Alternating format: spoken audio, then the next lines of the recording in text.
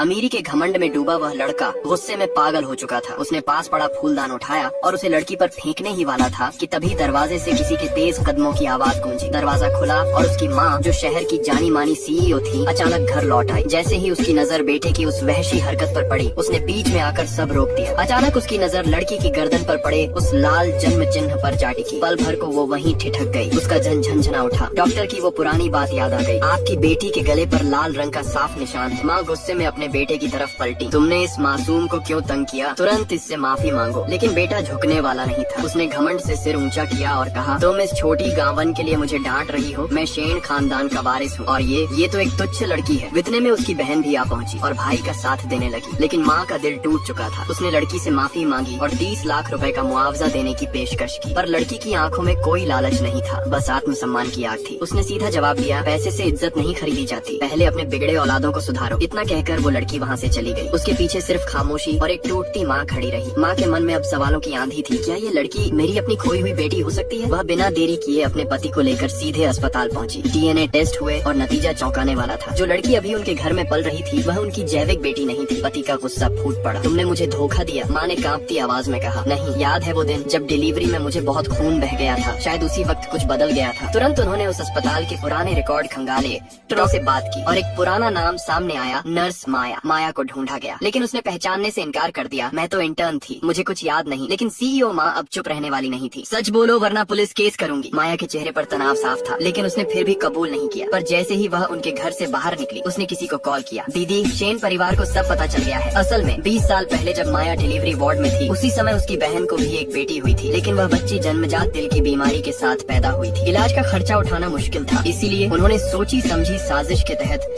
अमीर परिवार की बच्ची को बदल दिया। अब सच्चाई धीरे धीरे सामने आने लगी थी। उधर वो लड़की, जो शायद असली बेटी थी, अब कॉलेज में दाखिल हो चुकी थी। लेकिन वहाँ भी उसे चैन नहीं मिला। शेन परिवार की मौजूदा बेटी, जो असल में उनकी नहीं थी, अब उससे जलन करने लगी थी। वह और उसका भाई मिलकर उसे बार बार अपमानित करते। अमीरी के घमंड में चूर वह लड़का नहीं जानता था कि जिसे वह नीचा दिखा रहा है, वो उसकी खून की बहन है। और उसी कॉलेज में लड़की की दत्तक माँ सफाई का काम करती थी। अब जब वो माँ को सच्चाई का आभास हो चुका था, तो वह अपनी दत्तक बेटी से भी कटने लगी। उस बेटी को, जिसने बिना किसी गलती के उनका साथ निभाया था, उसे भी डांटने लगी। अब सवाल ये है, क्या वो लड़की कभी अपनी असली माँ से मिल पाएगी? आगे की सच्चाई जानने के लिए कमेंट करें।